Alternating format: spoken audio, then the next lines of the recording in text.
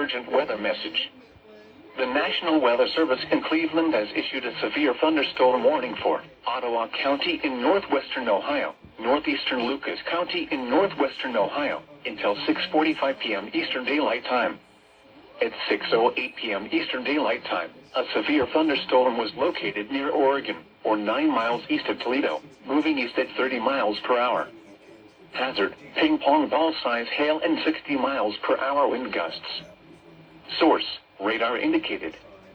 Impact, people and animals outdoors will be injured. Expect hail damage to roofs, siding, windows, and vehicles. Expect damage to trees and power lines.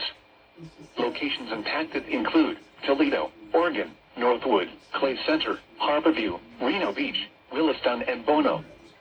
For your protection, move to an interior room on the lowest floor of a building.